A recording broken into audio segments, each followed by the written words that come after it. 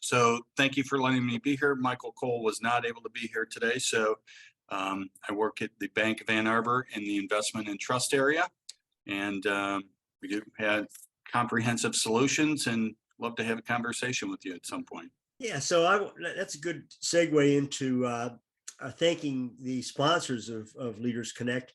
And one is the Bank of Ann Arbor. And David, Bank of Ann Arbor does a tremendous amount for the community. I guess you just finished your tech week. Is that, as I recall? Yes, we did. And Michael and his team were certainly very busy with that. I'm new to the bank. I've been there about 6 months and wasn't really looking to make a change in my career at this point, but had a conversation and culturally it's just a great fit. And I love our focus on the community and our clients, and glad to be here. Fantastic. Were you in the community before or? No. So previously I worked at, in the most recent past, there's the far past and the recent past. Most recent past, Monroe Bank and Trust, and then we were acquired by First Merchants Bank of Indiana. But you are a banker then? Yes. No, not. I am an investment person. So I see. I would always. Yeah. Been in the business for a long time. So good. Thank you for letting me join and listen in. I'm looking forward to another longtime sponsor we have. I see her just joining is Raymond. Chris Singh, are you out there? Yes. Hi, everybody. Sorry to be late this morning. Very happy to be back sponsoring Leaders Connect. Raymond is alive and well. We've done very well serving lots of clients and doing our best to retain all our staff during the pandemic. We also are ushering in a new CEO, Stacy Quaiser. Raymond's first female CEO starts on January 1st. Fantastic. So we're very excited about that. Thank you. And very excited for the first in-person Leaders Connect. The more we push this off, the suspense just builds, Rob. So the first one will be awesome. It's funny because we could certainly squeeze more people onto the Zoom, and don't tempt me here because it's a lot easier to do it from my. I still think I won't tell you, but if I have my slippers on and not, but the coffee is not as good though. Not as good. That's true. I'm drinking Canadian Tim Hortons this morning. I picked this cup up when we were in Canada last week, so it keeps everything very hot. But it's tea for my throat. Let's see, Rob. Rob, are you out there, Rob? Yeah, I am here, as well as Steve Blum is also on the call. There he is. Okay.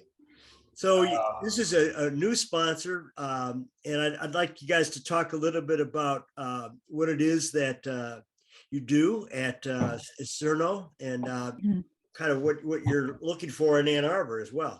Yeah, thanks for inviting us to be a part of the organization, Rob. And it sounds like you're doing well, so I'm glad you're sounding well this morning. We were excited to meet up with everybody, but this is a good way to connect as well with people.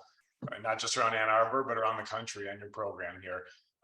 I'm with the Cerno company. We're a family-owned company based in Birmingham, Michigan, but we own commercial real estate. We acquire, develop, and invest in properties to prepare them for the great companies around Metro Detroit and in Ann Arbor. We do own a building there as well, a nice, gorgeous flex research lab building in the south part of town. And we just love working with our customers to prepare office buildings and retail centers for their businesses for the future. And Steve, feel free to jump in also. Yeah, I would only add that we're small enough to provide a very personalized experience. And in a community like Metro Detroit, Ann Arbor especially, it's a fun formula. We're going to hold one of these events out at your Avis Farm spot in probably January. I think we talked about end of January.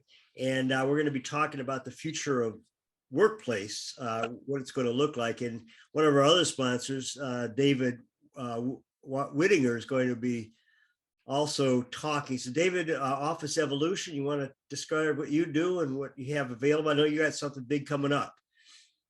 I do. First, I want to say that I am really looking forward to the topic today. So I own a co-working business, So we have dedicated offices. We have a shared office environment.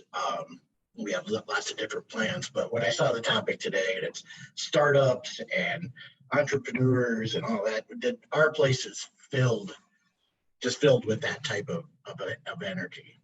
And so I'm really looking forward to hearing the topic and hear everything you had to say. But I do want to reach out and I want to invite three things. If you're in a company that's got a really big space and you're downsizing, I want to invite you to come to our place for a day or two and check it out. We have a lot of companies that are downsizing and moving into, say, individual offices. If you're at home way too much and you're looking for a reason to get out, Rob, I'm looking forward to getting together in person. I welcome you to come for a day and hang out because there's a vibe here. There's an energy to the place. Let's say where you are, David. Yeah, we're over by Briarwood Mall, and you can just Google us, just Office Evolution Ann Arbor. It'll pop right up. Yeah. But I'll give you a reason to come and visit. One of the things we do about once a year, we pick a very serious artist from the Ann Arbor area, and we change all of the art in the center. And then what we do towards the end of that, which is what we're doing next Saturday, a non-football weekend, non-home football weekend, 4 to 7, we're just kind of having a reception for the artist. We do it at 4, so if you come by on your way out to dinner, you can do that. But Dave, a little out closer to the mic. Can't quite hear you.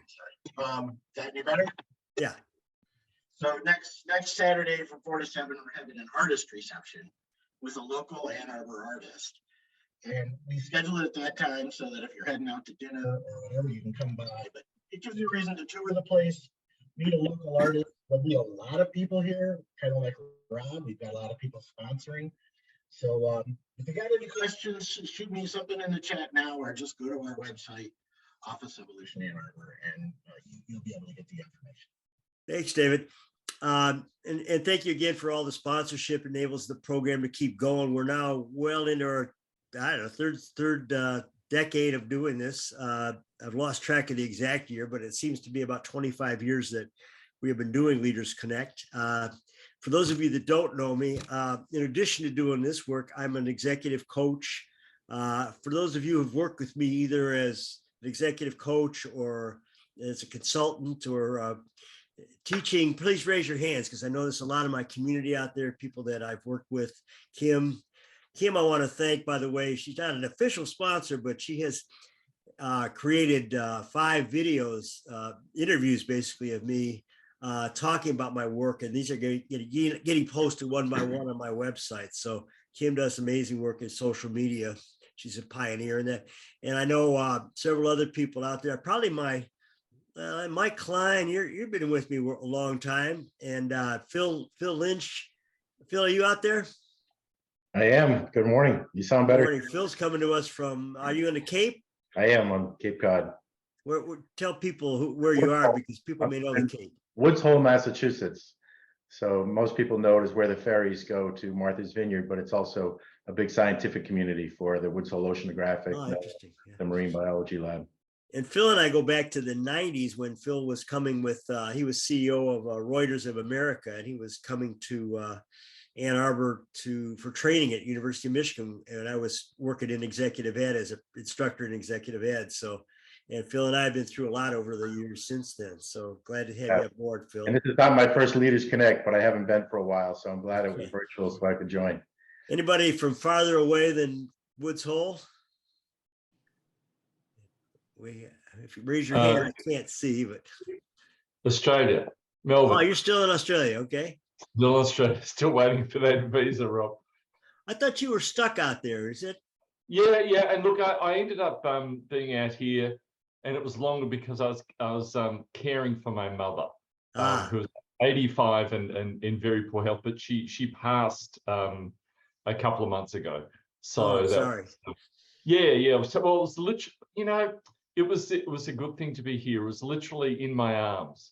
So I actually feel incredibly fortunate to have been. It was a really lovely moment, and it was just You know, I was raised Catholic, but I understand there's a Jewish tradition of not leaving the body alone.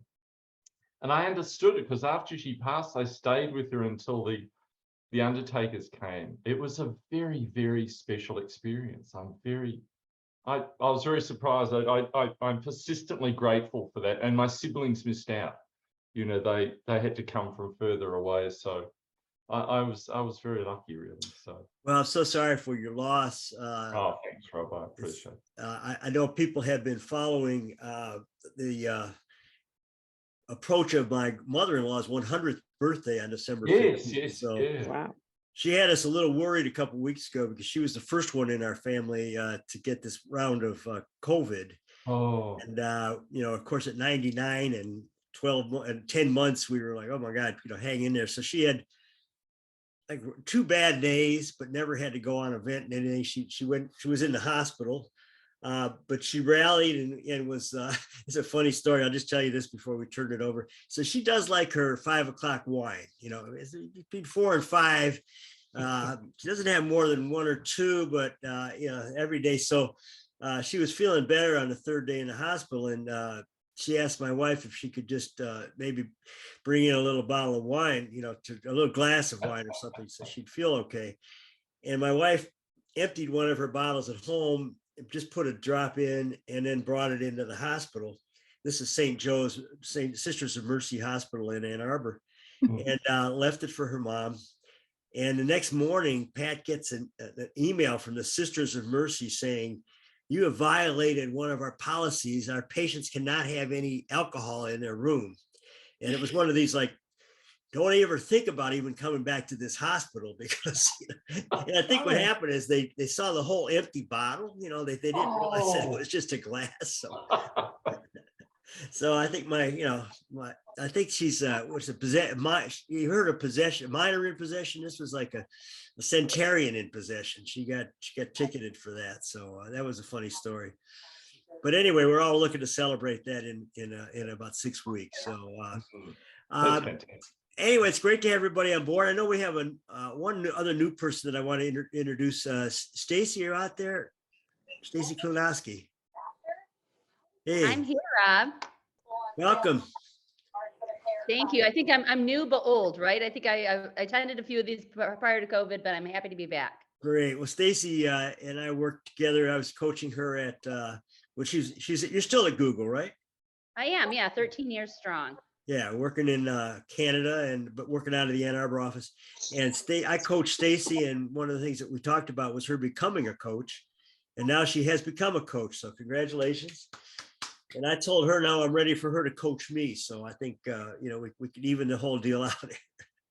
It takes an army. Yeah, I went back in 2020, Rob, Dr. Rob, you inspired me to get my coaching certification from Hudson, and I got my accreditation this year, and I'm launching even bigger and better things in 2023. So looking forward to partnering. Fantastic. Well, we want to hear about it. Maybe we should do a program in 2023 on coaching, because I know Jen Laidlaw and a number of people out there have moved into the coaching.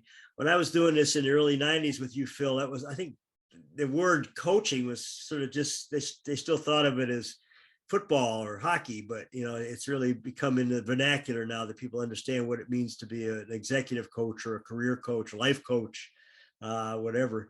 So I'm going to get going with the program. Just a couple of questions. Is either Ernie Ludy or Shelby Solomon out there?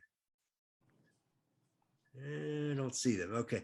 Well, they're a couple colleagues. We have a couple colleagues of Doug's. I guess they're not up yet, Doug. So we'll have to chastise it, but they had signed up. But I want to introduce Doug Schneider. Doug and I have been friends again back into with the 90s. Doug, is that about right? I think, yeah, 93, something like that. 93. And I have coached Doug through his dreams. I mean, I don't know what category you put yourself into. You're certainly an adventurer. You're by what I've known you to be as an adventurer. So Doug's dream when I started working with him, maybe a dreamer. Is that another category, Doug? You have to go through these for us, but was to become a CEO. And at the time he was in business development at, I think it was MedStat, correct? It was a little bit before that. Even before that? Yeah. Okay.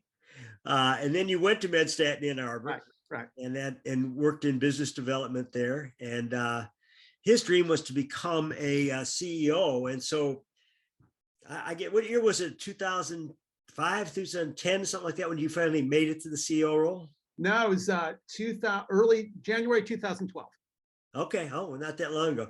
Yeah. So maybe you could tell the story, Doug, but I was delighted to hear Doug had actually taken over as a CEO of a company out of Milwaukee.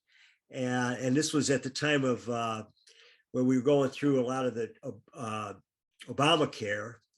And he had a product that was helping insurance companies manage their database and their process. So I'll let you explain all that, but I coached Doug through that. And then at one point, he actually got to the point of an IPO. And that was what you call stress, right, Doug? It was stressful. Yeah. And so I've seen Doug through a number of these changes. Doug is an amazing guy. He's a marathoner. He's a family man. He's got married for a long time. He's got a couple of, well, I guess, is it one stepchild? I think that's Yeah. maybe one. Yeah, one Yep. stepson and a few step grandchildren. And also many brothers and sisters. So we've been through a lot together, Doug, and I'm really delighted to see you write your second book. The first one is also quite interesting, especially for people who are athletes. It's called 10 Marathons.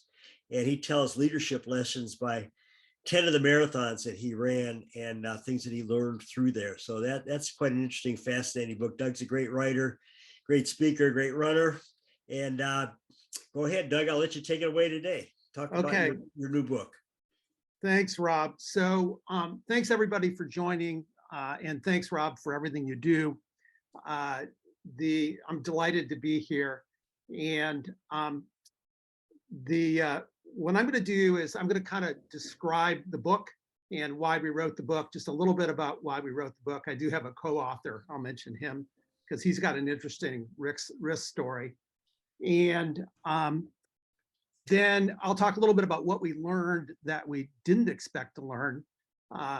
So I met my co-author, Alan Ying, when I was at MedStat / Thomson Reuters / Truven / whatever it's called today. And it was, I think it was in 2006. And Alan was in his early 30s and he had just sold his software company to Thomson Reuters, which was where I was working. And sort of starting out with risk, Alan's story basically is that he was a doctor and he was in med school at Duke training to be a thoracic surgeon. And the job that they gave him, because he was, a resident at that point, so he had to come in at 3 or 4 in the morning and put together the medical record for all the sort of real surgeons. And he was extracting the data from 6 or 7 different hospital information systems. So he's working like 100 hours a week. And a good chunk of those hours was spent just compiling data from these different hospital information systems so he could create a medical record. Well, he decided there was a better way to do that. This was in the days before the iPhone. And he started a company which put together a record on the Palm Pilot, for those of you who've been around a while, and basically created an integrated medical record.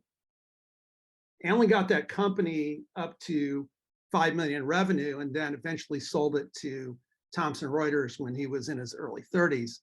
But the interesting thing, the risk that Alan took was that he had to drop out of the program at Duke. So there's a point where he is maybe 28 years old. He's in this very prestigious program to become a thoracic surgeon, which for those of you who don't know, the thoracic surgeon is the person that works on you when you're in a car crash or something, when you're seriously messed up. And he had to give up his slot at Duke to do that without any customers and with a few employees working out of somebody's apartment. And his wife at that point was also a resident. So they really didn't have any money. So when I met Alan, I really was having a hard time understanding why anybody would do that. Like I was like, because I think it'd be fair to say that I'm less risk oriented than Alan, and it's not something I would have ever done. In his case, it worked out. Not all the stories that we have in the book are about success. The book is really about risk, and we essentially, Alan and I started a conversation which we kept having, and we finally, and eventually, Alan convinced me to. He was working for a venture firm. The venture firm had one of their portfolio companies was in Milwaukee. The company needed a CEO, and Alan talked me into taking that job. So I left to run this company. After 15 years with MedStat Thomson Reuters, I left in early 2012 to run that company. And so we started to feel like risk is a pervasive issue in everybody's life. The more we thought about it, and I think Rob talked about this in one of his emails, you tend to think of risk as the really big risks, and people do take really big risks like Alan did, but really risk is a pervasive issue in all of our lives. If you think about your personal life or your professional life, all of us come to what we call them moments of truth in the book, where there's a fork in the road and you got to decide whether or not to take on a new risk or not. So we got interested in that. And then we realized that most of the books out there are really about investment. Most of the books about risk are about investment and financial risk taking.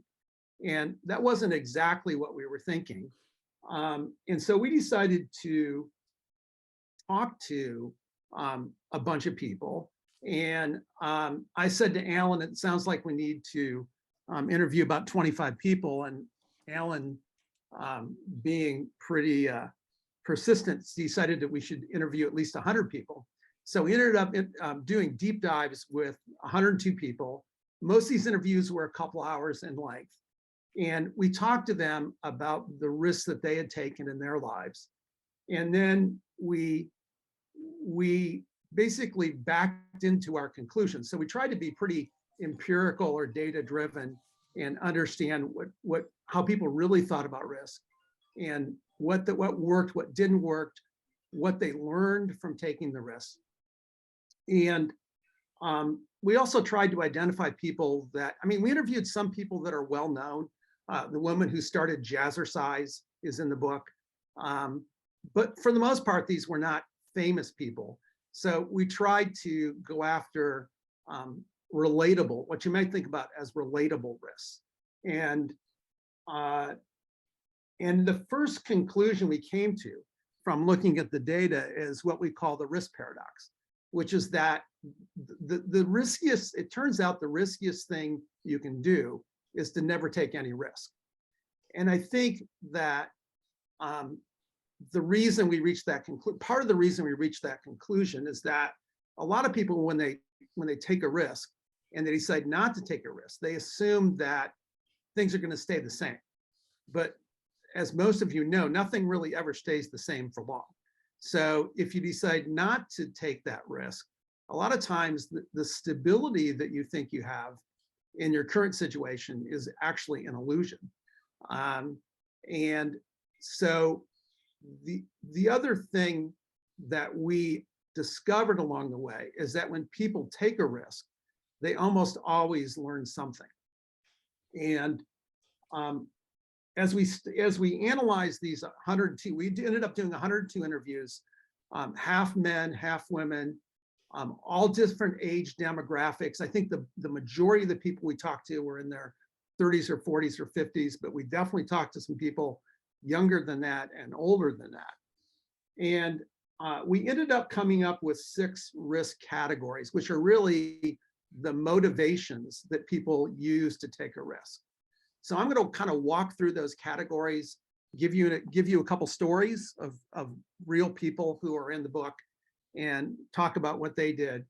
And the breakout that we're going to do, we're going to ask you to identify what would your primary risk-taking category would be. So as I walk through these 6 risk-taking categories, try to sort of self-assess what has in the past or what would primarily motivate you to take a risk. And so the first is idealists. And idealists are driven by trying to make a difference in the world and kind of a belief that the world is not as it should be. Steve Jobs put it, who was probably an idealist, he said that it was about making a dent in the universe. And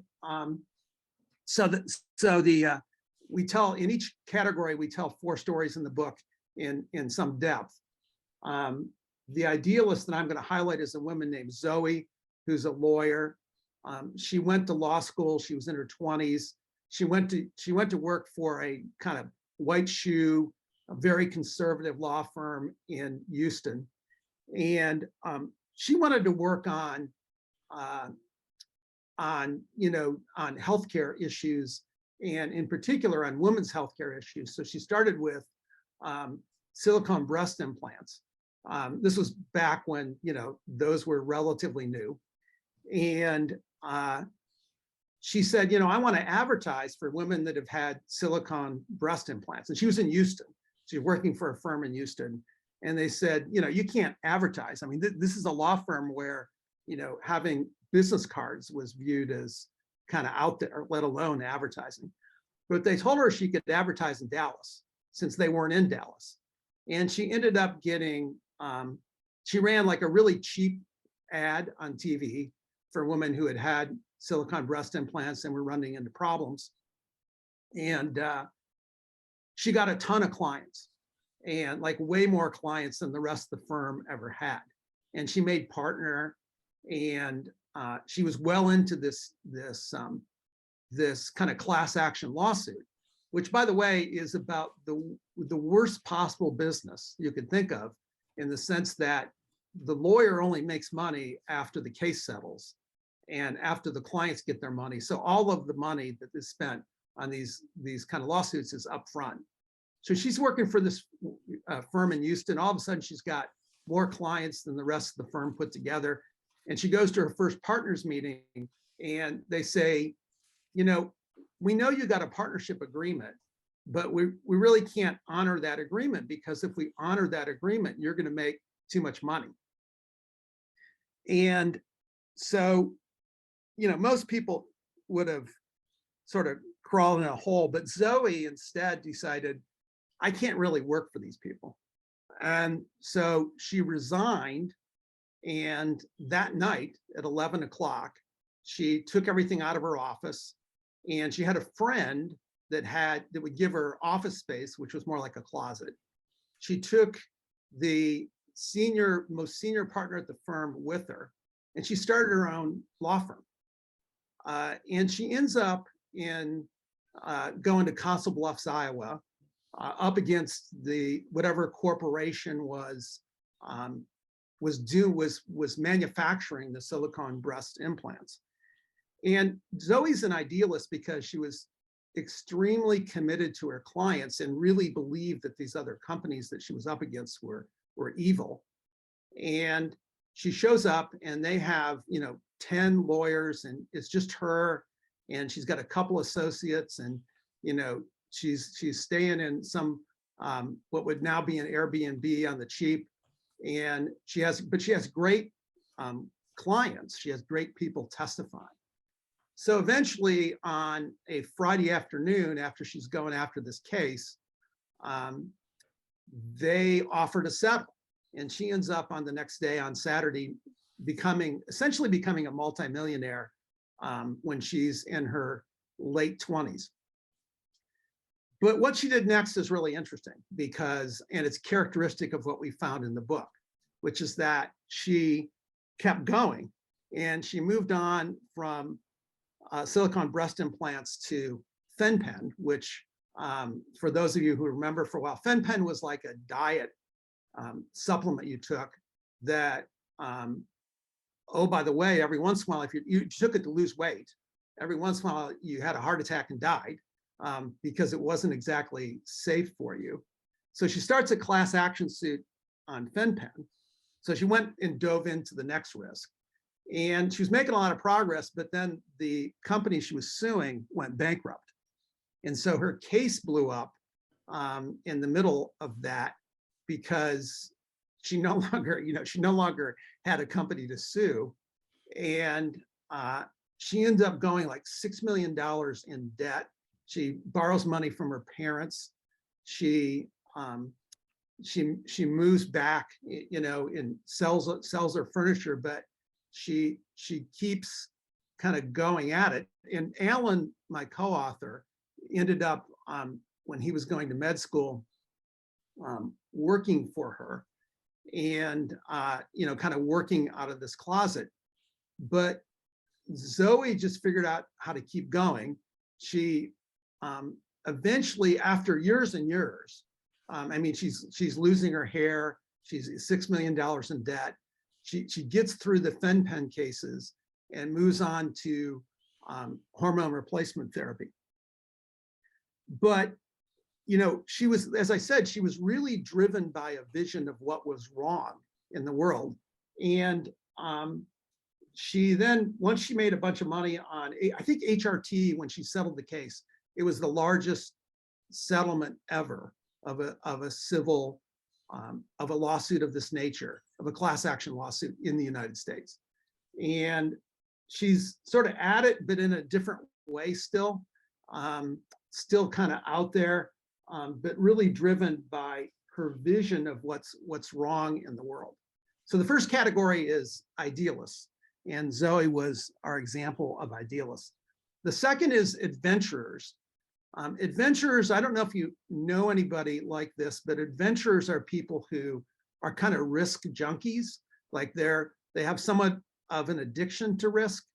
And I think one of the ways you can tell an adventurer, and you see a lot of this in entrepreneurs, is they're always moving on. They're moving on to the next adventure. And they're not really all that introspective because they're thinking of the next risk. We have a story in the book of a guy who started a business as a real estate investor, coming out of his MBA program in Philadelphia. And he would hire people who knew absolutely nothing about real estate.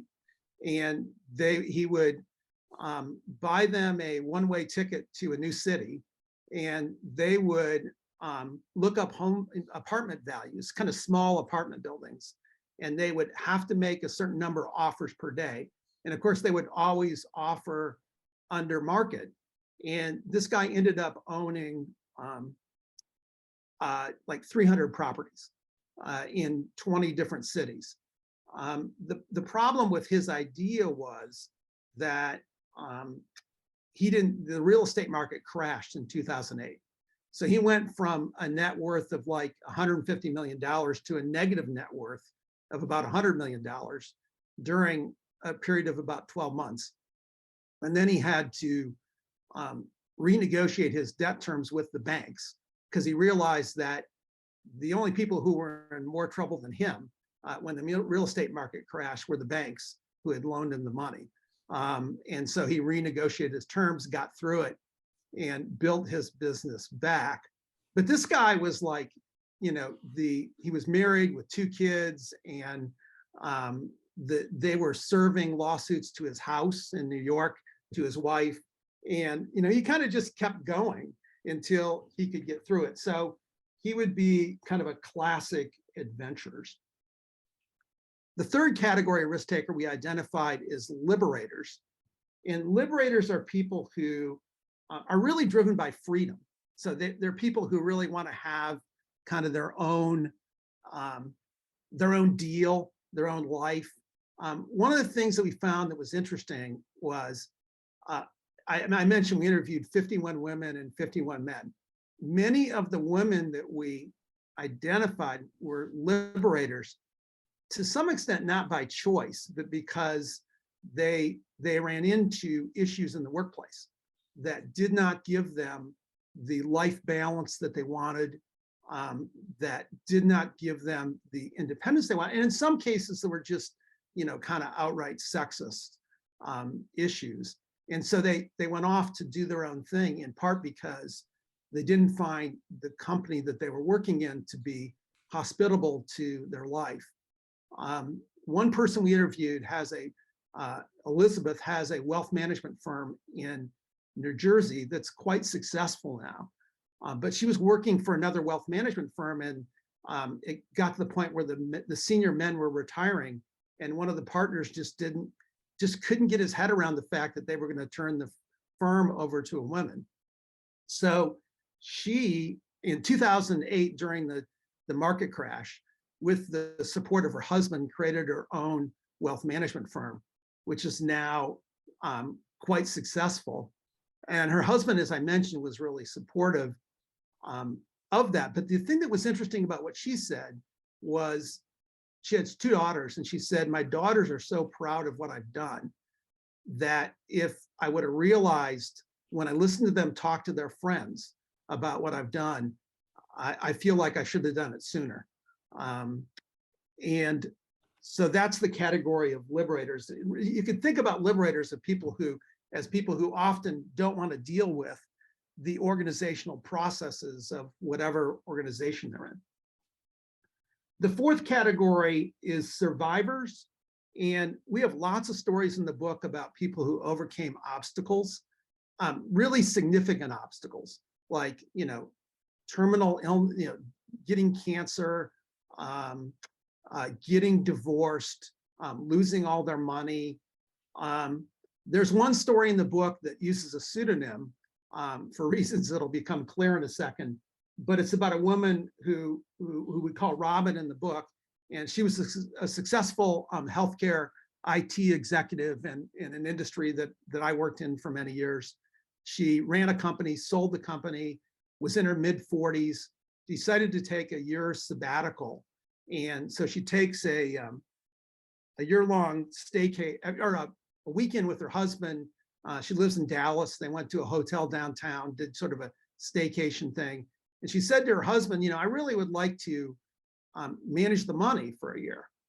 And I'd like to, just manage our finances, because I'm going to be taking a year off anyway. And she had made, multiple millions of dollars selling this healthcare IT company to Goldman Sachs. So she gets online and she discovers that there is no money, that they don't have any money. And she asks her husband about it, and he says that he has a gambling addiction, which actually turned out to be an addiction to prostitutes. Ooh. And he had gone through all their money. And so now she's left her job. She's in her mid-40s. She's getting divorced, and she's got 2 kids. And the most amazing part of the story is what she did next, which is that because she was successful, her investors said, if you ever need to come back to us for another business idea, please do that. And she decides that she can either be mad at her ex-husband for the rest of her life, or she can try to do something useful. And she starts a clinic for people who have addiction problems, which is now quite successful. And so she goes back to her investors, she gets the money, she starts this clinic. So she's a survivor. And as I said, lots of stories we heard in the book were about survivors. The 5th category of risk taker is probably the one that I am, which is called a seeker. And seekers are people whose risk taking is driven primarily by meaning and purpose.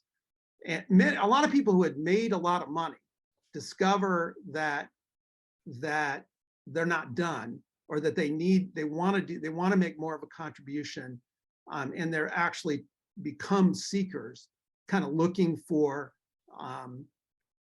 what they can do. One of the more interesting stories we had in the book about a seeker is a person who we also use a pseudonym. We call him Peter in the book. He's also in Texas, by the way. He's in Fort Worth. He works for his dad in an incredibly successful private business. And he runs a division of the company. It's a private company. It's very successful. He has tons of money, living in a mansion in Fort Worth, but he gets to be in his mid 40s and he decides that that he kind of wants to break out on his own. He wants to spend more time with his family. He's working like crazy. And he decides that he's going to sell everything, get rid of all of his possessions, and move his family to Spain for a couple years. Now, he doesn't have a money problem, but his problem is that his father is very domineering. And so it's a very intense relationship. I mean, it's not really, I mean, he likes his dad, but his father's a very domineering person. So he moves his family for 2 years. They sell all of his possessions. He gives his Jaguar to his next door neighbor. They get rid of everything but a few things. They go over to Spain for a couple years. And while he's over in Spain, he's coming back to visit his parents every once in a while. And he's still on some advisory boards. And he goes to dinner one day with his parents, and his father in particular is just furious with him because he's saying he doesn't want to come back into the family business. So he has this really acrimonious dinner with his parents. And his father harangues him for a couple hours. And finally, he gets up from the dinner table. He hugs his parents. He tells them that he loves them, but he's not coming back into the business. And he walks out. And he didn't talk to his parents for about 9 months after that. He eventually reconciles with his parents, but never goes back into the business. When we interviewed him, he said, I was 50 years old. And when I hugged my parents and told them that, that's when I really became an adult. And that's what it took. So his issue around risk, what he was risking really wasn't money. He was risking his relationships with his parents and the rest of his family, which he's since really rehabilitated. And the last category is givers. And givers are people who are really interested in serving others. And we have some pretty incredible stories about givers. One of the people we highlighted in the book had just retired as the dean of the business school at the University of Southern California, USC. But he was a kind of lifelong bachelor. He had just gotten married when he was 38 to a woman with 4 kids. But he left that to become an adjunct marketing professor at USC when he was 50, because he wanted to do something more meaningful to give back. And being an adjunct marketing professor at USC at that point paid like $50,000 a year, which doesn't really work in LA for a new wife and 4 kids. But he eventually becomes dean of the business school. And so his story is largely about giving back. So we learned a few things that we didn't expect while we were working on. So just to recap for a second, those 6 categories were idealists, adventurers, liberators, survivors, seekers, and givers. We learned a couple of things we didn't expect while working on the book. The biggest thing I learned was that, I took a risk to go run this company when I was 55 years old. But I had some fallback options at that point. So certainly people have taken bigger risks than I did. What we really learned is that there is no right time to take a risk. So we saw people that took risks, after they'd been diagnosed with a terminal illness, after they'd run out of money. Many people we talked to, grew up poor, and they had sort of this attitude of, I've grown up poor, so I have nothing to lose. And so I'm gonna, I don't have anything to lose, so I'm gonna go ahead and take this risk. But it's not like people waited for the perfect time to take a risk. So the way I kind of put that is, there really is kind of no right time to take a risk. The second thing we learned was there's a concept that's, got some academics behind it that's pretty good, which is called loss aversion bias. And the concept of loss aversion bias is that people are really thinking about is more about what they're going to lose if they take a risk than what they're going to gain. And I think that's true. I think it's also been, there's some pretty good in academic studies behind this. But what I found was that the people who took big risks were asking themselves a different question about loss. So the people who took big risks were asking themselves, at the end of my life, what am I going to regret? And if I don't do this, am I going to end up curious about what would have happened if I would have taken this risk? And a lot of times, if you think about that as sort of a rocking chair test, like you're sitting in a rocking chair at the end of your life, and you're looking back on your life, a lot of times that can motivate people to take risk because they say, if this doesn't work out, I'll probably figure something out. But I'm really curious about this path. Whereas people who didn't take the risk, they were often looking at, if they didn't take the risk, they were kind of assuming that things wouldn't change. And as I said earlier, I think that turns out to not be true. So a lot of this is about the questions you ask yourself. And I wouldn't say, obviously, risk is risk and not all risks work out. What I would say on behalf of risk is that, as we say in the book, that risk never fails to teach. And so even when people take risks and they don't work out, they always learn something. And the last thing I think that became apparent as we were worked on the book is that risks aren't always about money. So money is usually in there somewhere, as most of you know, but they're not, many people took relationship risk. Many people took risk for their reputation. They risked their reputation. So there's all kinds of risks that are not really financial in nature. I'm going to stop there. I think Rob probably is going to fire a couple of questions at me. And then after that, I think we're going to move to a breakout. And Doug, this is all fascinating. And I'm going to, just in terms of looking at the time, and I think people are very eager to discuss these categories. I know I kept putting myself in one category and in the other. And I think what I'd like to do is have you just kick it back to the participants. And when we have a tradition here at Leaders Connect of having people work in groups of 3 to talk about how this impacts yourself personally, and also to come back with a question for Doug from the group. So Doug, maybe you could tee up the question for the group, and then Megan will move us into the small groups and discuss those questions. Yeah, so the question is, it's about the risk taker categories. And it's basically, as you think about risk, what would be your dominant risk taker category? So just to review those, I'll review those really quickly. But think about the one that either has or would primarily motivate you to take a risk. The first was idealists. Idealists are driven by a vision of how the world should be. The second was adventurers, who like to take risk, are kind of risk-taking junkies, are really interested in the self-discovery of risk. The third are liberators, who are really driven by the need to be free, sort of individual freedom. The fourth are survivors, who tend to turn obstacles into taking a risk, as opposed to going back to bed and getting under the covers. The fifth are seekers. So seekers are driven by meaning and purpose.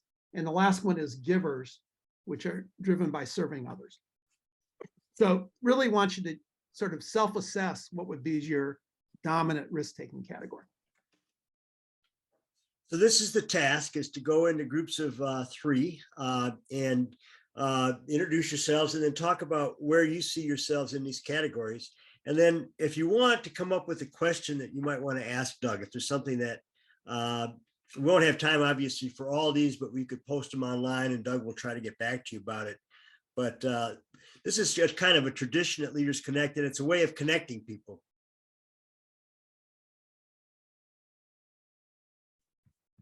Well, I have a quick question. Dan Ragland here.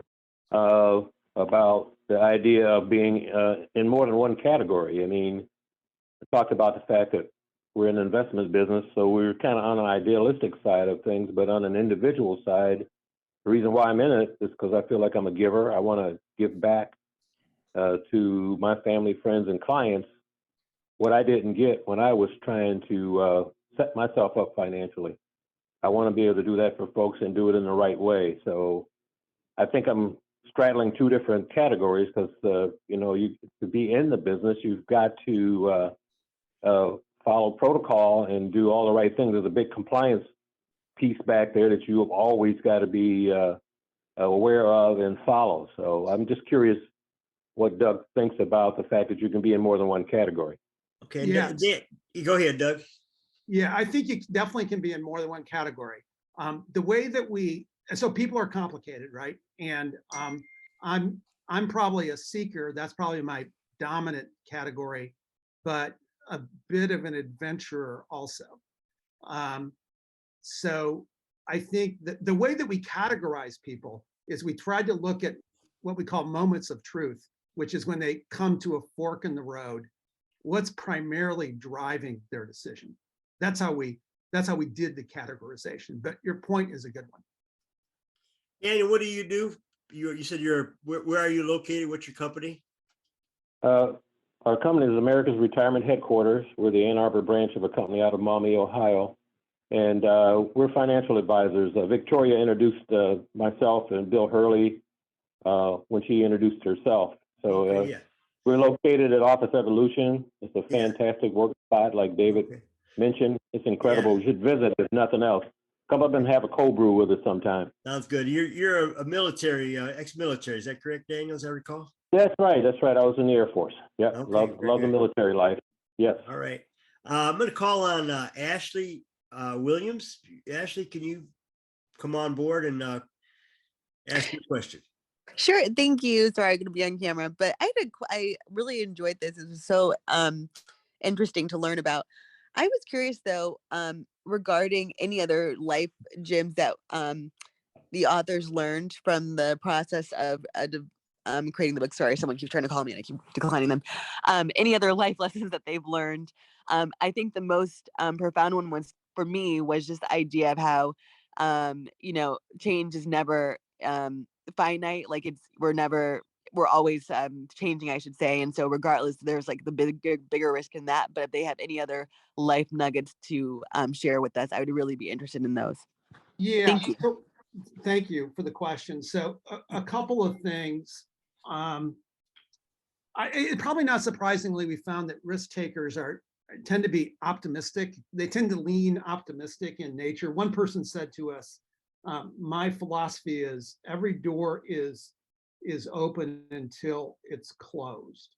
So I think, we learned that.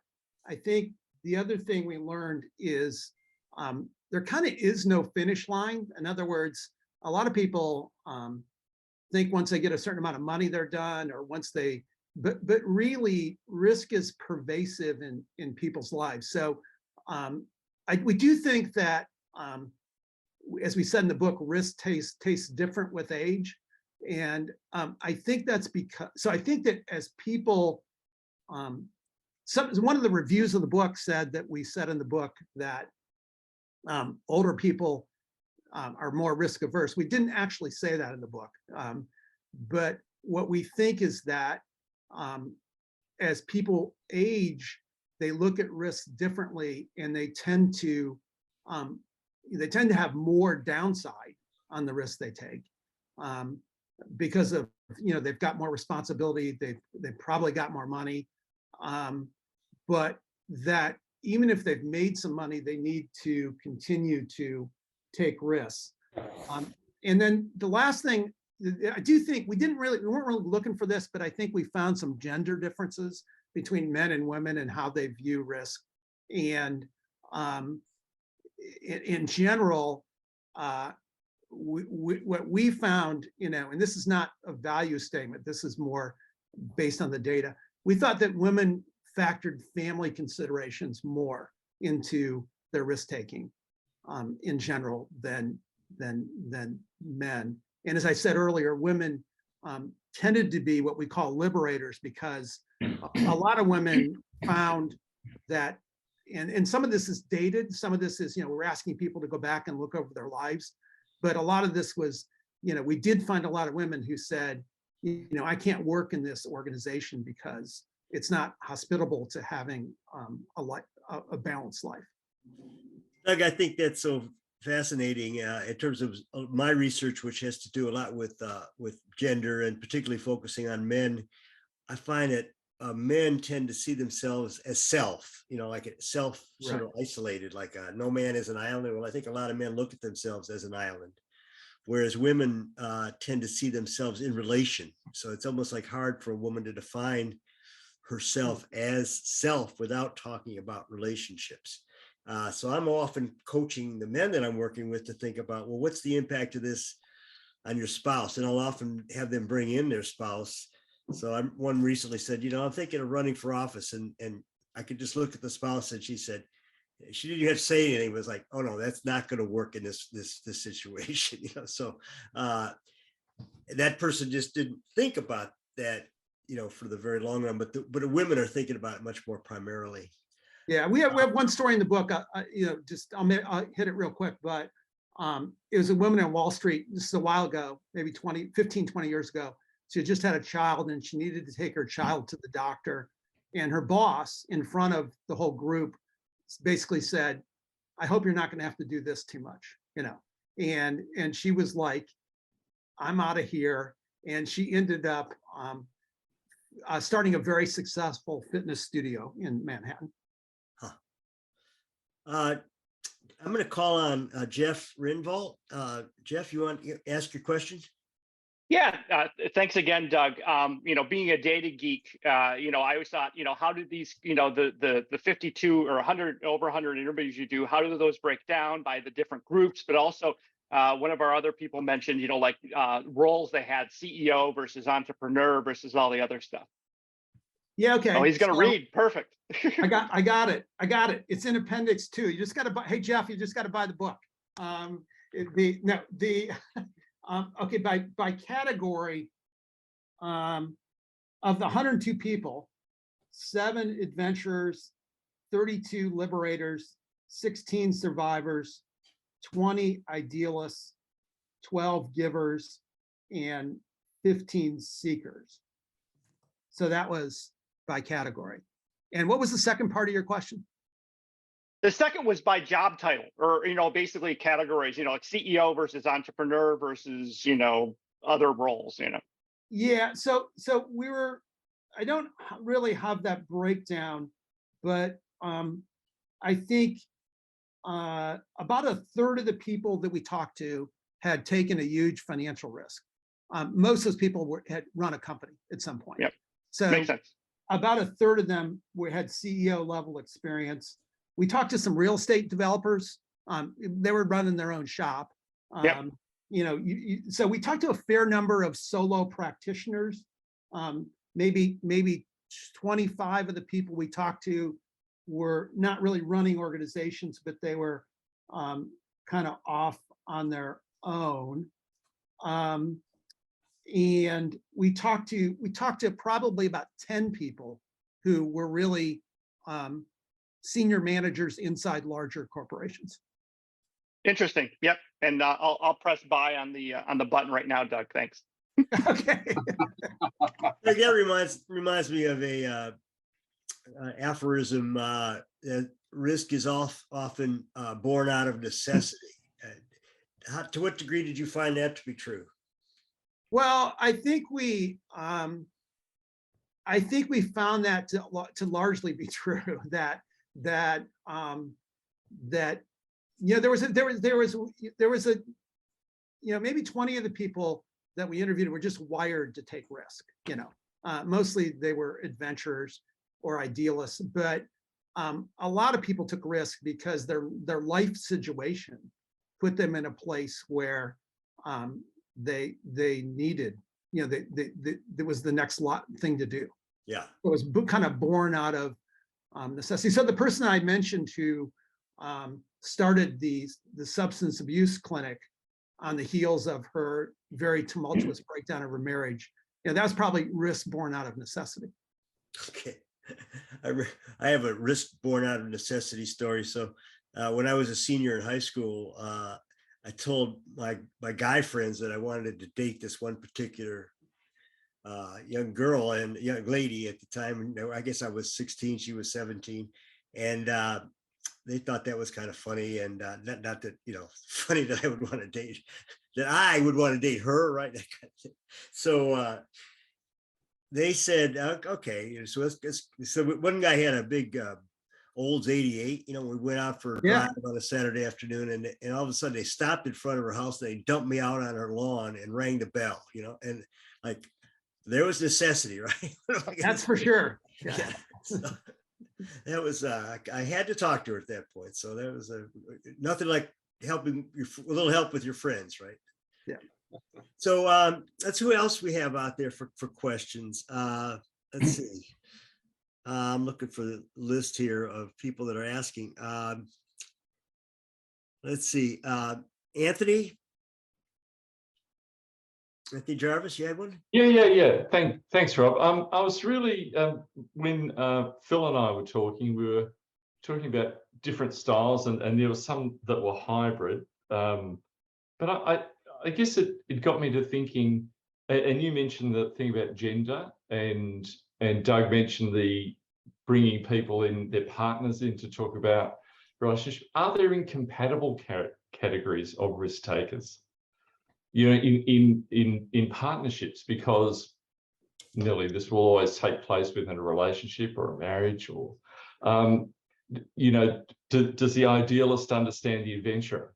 Does the survivor get, does the adventurer and the giver, are they mutually incomprehensible to each other? Yeah. I think we didn't really see necessary incompatibilities. What we did see was the importance of having a spouse or a significant other who was understanding of your risk orientation. And my co-author, Alan, his wife was a resident at the same time that he was. And she said to him when he was working on the software company, but he was still at Duke, she said, if you're going to make a change, you need to give me a heads up. Because I, unlike you, I need like 6 months to process these things. Mm-hmm. And so when he hit the point where he realized he was going to leave Duke, and he didn't even keep his medical license, he woke her up at 2 a.m. to say, I think I really need to go resign.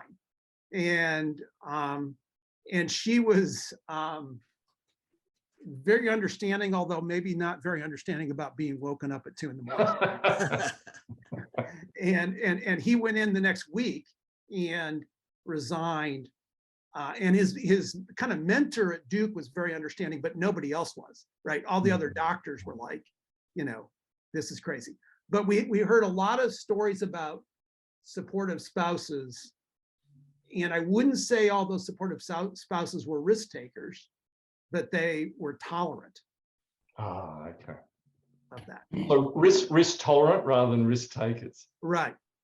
Of course, if you're married itself is a risk. I mean, just taking that action of being married. I mean, it's well, yeah. And the guy who's the dean at USC Business School told us the biggest risk he ever took was that he married a woman with 4 kids who lived in Chicago, and he was in LA, and he proposed to her on the second date. Wow. And he said that's the biggest risk I ever took. Well, it is interesting to think about some of those things that we do that we don't even know our risks when we do them, and I was thinking if I hadn't been married as young as I was married at 21. I don't know if I ever, what I know later on, like I might never have gotten married because of all the risks that I knew were involved that I never had guessed when I was 21. Doug, we also have a question from Jane Birch. Hey, good morning. Hi. Hi, thanks so much, Doug. Very, very interesting. I'm pretty sure. Been a while. Good to see you. Yeah. Hi, Rob. Good to see you. So this is from our group of two. You know, for people who are like in the middle of it, of, you know, the risk and things are still kind of hard. Like what sorts of things did you see that people did to kind of keep going, you know, stay the course, you know, and really manage that, you know, really, really difficult, you know, like things aren't working out yet? Yeah, it's a great question. I would say that a lot of people relied on some version of a mentor or a support network that they were somewhat instinctive or intuitively, they built support networks around them to help them think through it. A lot of people looked for other interests that were beyond the risks that they were taking to help them sort of stay balanced when they were taking a risk. There's a story of a woman in the book. Her name is Sue, and she has her own medical device company, and she ends up, you know, basically making canes and these different kinds of medical devices. And at some point, she becomes very interested in shark conservation, which has nothing to do with the business she's in. But she gets very active in it. And what she said to us is, through my shark conservation efforts, I found my voice. It helped me find my voice again. And she was worried about how the people in the device company she was running were going to react to that, but they were actually very supportive of her. So I think people who found ways to balance, but with things maybe outside of the direct risk, the people who found mentors and support groups. And then I think the third issue was probably just people reminding themselves why they took the risk in the first place. Interesting. Doug, I have a question. And this is those of us that have children or grandchildren probably could relate to this notion that how much are people born risk takers and not? You know, for example, we have grandchildren, and I could see quite a bit of difference between my two granddaughters in terms of their ability to take risks. You know, their oldest one is 8, it's 6 now, but you could see from the time they were little babies that, you know, one was more cautious and one was more just willing to jump into things and try it. And this is sort of played out through their development. Did you get into any of that research? We actually asked that question of all the people we talked to. The question we asked was, you know, are you driven mostly by nature or nurture? So we actually asked that question, and our answers came back kind of all over the map. But it sort of slightly leaned towards more nature than nurture. But the biggest difference was men tended to think that they were natural risk takers, whereas many more women said it was nurture. It was, you know, it was my life experience that shaped me as a risk taker. I saw my friend who I haven't seen in a long time, Richard Bruder, laughing at this. What's so funny about that, Richard? Oh, it's typical men. You know, it's all about me. I'm just God's gift to risk. Anyway. Yeah. Well, first of all, Doug, thank you for your work here. It's fascinating stuff. Sure. And thank you, Rob, for finding this. I don't know how you find such great topics, you know, month after month. So, well, I took a risk on Doug because, you know, he was hanging out on a corner. I had seen him down by the river in a tent, and I thought, well, I'll give this guy a chance. Somebody dropped him off out of their Buick 88. So our group didn't have a chance to formulate a question as a group, but a question I would like to ask is about loss aversion bias, because I fall victim to that. I am so focused on the downside, and it's hard to embrace the upside. What tools do you recommend to? I have one tool, Richard. It's called leave the legal profession. That's that's true. That's true. So there's another book by Michael Lewis, who's a very kind of prominent nonfiction writer. the book is about Amos Tversky and Daniel Kahneman, who are two sort of behavioral psychologists. And that book is really all about loss aversion bias. And I can't remember the name of the book, by the way. But it's by, the other authors are Amos. No, the author is John Lewis. Michael Lewis. Michael Lewis is the author. Michael Lewis. Yeah. And the two guys, it's about the friendship between these two guys, Tversky, who's no longer alive, and Daniel Kahneman, who is alive. Yeah, the two first psychologists to win Nobel Prizes, I think so. Yeah, but the book, so it's a really, first of all, he's a great writer. So it's an interesting read. Secondly, it's about their friendship. But it's also about loss aversion bias. Okay. And basically these guys believe that loss aversion bias is prominent in how people make decisions around risk. But I think what's important is, what kind of loss are you looking at? Are you looking at the short-term loss, or are you looking at the issue of, when you get to the end of your life, what are you going to regret, right? And I think that many more people at the end of their life, somebody's got the name of the book there, right? But at the end of their life, I think many more people regret the things they never did, as opposed to the things they did where they face planted, And we found that people that failed, it's called the Undoing Project. Thanks, Brenda. It's called the Undoing Project. That's the name of the book. We found that people that failed oftentimes told their stories of failure with a lot of humor, a lot of self-deprecating humor. Okay, interesting. Deb, Deborah Olaski, you got questions? Yeah, and it's actually continuing on with what Doug said. They looked at, so I was interested in those people who didn't succeed. How did they look on the fact that they still took the risk? Were they glad that they did? Did they have regrets? Yeah, they maybe, as you said, was self-deprecating, but were there other things that you learned from them? Yeah, so there could be, we interviewed 102 people, right? So that's not a massive sample size. On the other hand, we went pretty deep with these people.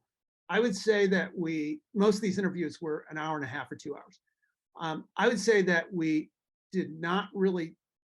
heard very few stories about people who took a risk and failed and really were mired in that. That in almost all cases, what we heard about, and this could be, a selection bias in our sample, right?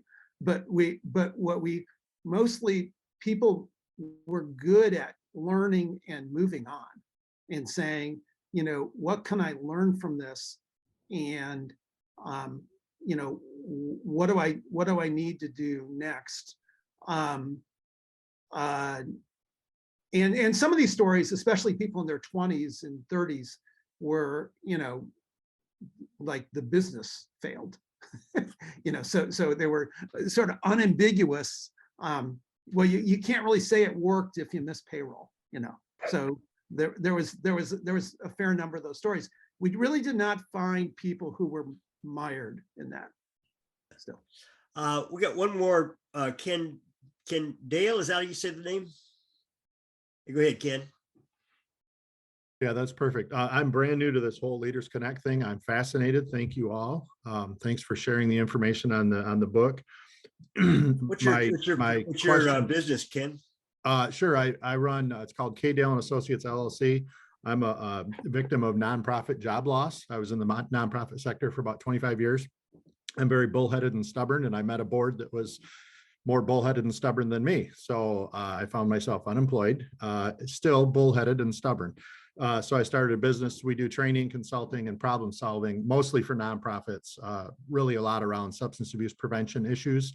So we do a lot of community organizing and that kind of thing, coalition building. My question shifted in the middle of the conversation. Doug, you had mentioned the three things when risk takers get to that point that they're pulling their hair out and wondering, what was I thinking? So you said mentors, another hobby that balances them, and then focusing on their why, on the reason in the first place. So if this is not in the book, I want to pitch your next book idea to you, which I don't know how often that happens. Exploring those three things, because I imagine you probably have at least 50 stories behind each one of those where a mentor made a difference, or that balancing hobby made a difference, or the person focusing on their why. And that's what I want to know, because I'm in the middle of this. I don't want to be in the middle of this. I'm one of those survivor entrepreneurs. I'd rather no, but here we are. So how do I continue? How do I face the struggles when we don't make payroll? How do I not just throw my hands up and say, damn it, I'm just going to go get a job, et cetera, et cetera. So if you don't have your next book idea, and if it's not covered in this book, there you go. Take those three ideas and run with them. Yeah, I'll take that. I think that's a great idea. And I think it's also a great idea because when people think about risk, right, they tend to think before they take the risk about sort of massive success, or on one hand, or outright failure on the other. But oftentimes people end up in the middle, right? The sort of the messy middle of that, as you know. And so I accept that as a great idea for another book. Well, Doug, we probably should wrap up. I know there's a lot to uncover here. I just want to make something, Ken, this is also a lot about networking. And if you need some help on what you're trying to figure out, some career coaching, I'm somebody who could help you. There's other people out there that have that are on this list, Stacy Kalinowski, Jen Laidlow, other people who are coaches. So feel free to reach out to us. And even if you can't afford it, we could, try to make a way to see it work. So that's part of the networking thing, that you're looking for a job. Also, you're looking for a coach. So that's part of what we try to do with Leaders Connect here. Doug, I just want to have us all give you a big hand here. And thank you so much. It's really exciting for me to see you fulfill so many of your dreams. One certainly is to have become a CEO and to sell a company and to make enough money that you're able to be a little more comfortable. There's always a little bit more you can make. I was also thinking, when I'm talking about making money, about the rolling the dice and the news this morning about Elon Musk. How do you say Elon Musk? Elon Musk. Is this a role he will regret, putting $55 billion out for Twitter? So what do you think? He's saying it's not about money, but I think money's in there somewhere. Yeah. At that. But listen, thank you everybody for being such a great audience and asking such good questions. I really appreciate it. And Doug, you said also, if people want to get a book signed, what can they do? They can. We'll put something out on Monday, and I'll put my home address in there. If they want to send me the book, I promise I'll sign it and send it back to them. Yeah, because I think taking the risk of buying Doug's book and getting a first edition autographed copy will probably be the answer to most of our future wealth challenges in life. So I got an original edition, but yeah, just don't you put a name and just sign it, Doug. So it's worth more that way. Okay. Yeah. Sounds good.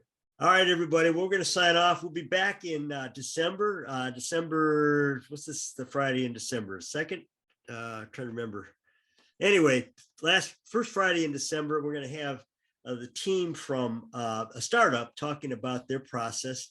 The startup is SkySpecs. The CEO is Danny Ellis, and we'll be talking, I guess, a lot about risk there, because they rolled out of the university as master's students and doctoral students and started this company. And so far, it's been a big success. But they're still in that we'll see phase of their company. So hopefully, we'll see what happens.